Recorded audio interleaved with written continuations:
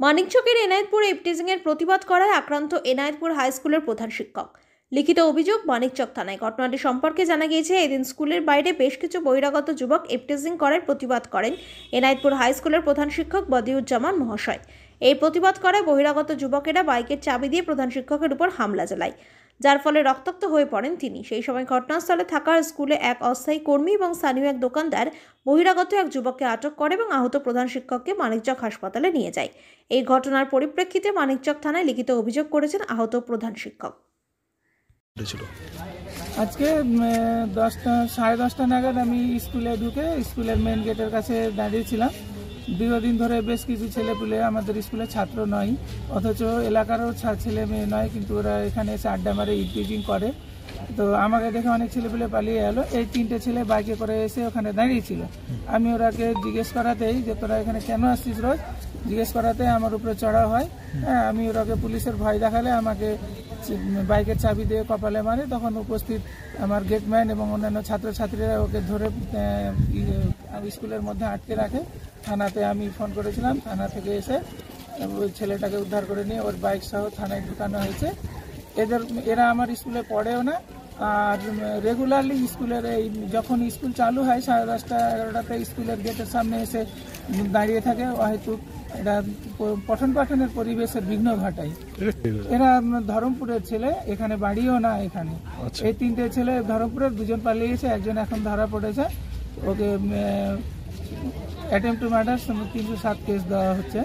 কারণ কি মনে হচ্ছে ওরা ইভটিজিং মানে কোনো মেয়ের সঙ্গে হয়তো পিছন করে, অনেক মেয়ে অভিযোগ করে যে বিরক্ত করে।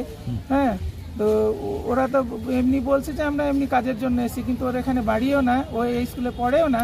তো তাহলে ও ঠিক 10:30 থেকে 11টার মধ্যে স্কুলের গেটের সামনে কেন দাঁড়িয়ে থাকবে? এখানে তো কোনো কাজ থাকার কথা নয়।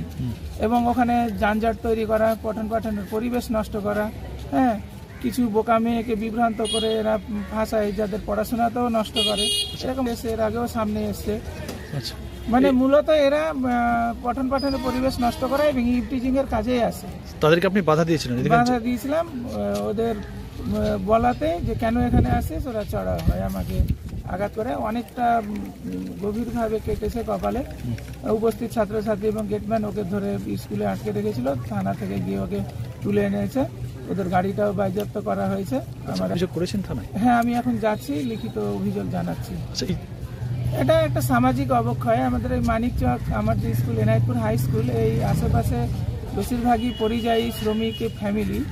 এদের বাবা, বেশিরভাগেরই বাবা বাইরে থাকে, ফলে এই সমস্ত ছেলেপুলেগুলো পরিবারের কাজের জন্য বাইরে যায়। হ্যাঁ, এবং যখন বাড়ি ফেরে তখন এদের একটা স্বাভাবিক টেন্ডেন্সি হয় স্কুল না এসে, পড়াশোনার দিকে না এসে মেয়ে খুঁজে বেড়ায় বা উত্তপ্ত করে বেড়ায়। হ্যাঁ, এই হচ্ছে এদের কাজ। এই সামাজিক ব্যাধিটাকে দূর করা অত্যন্ত দরকার। আমি এর বিরুদ্ধে লড়াই করছি এবং করব।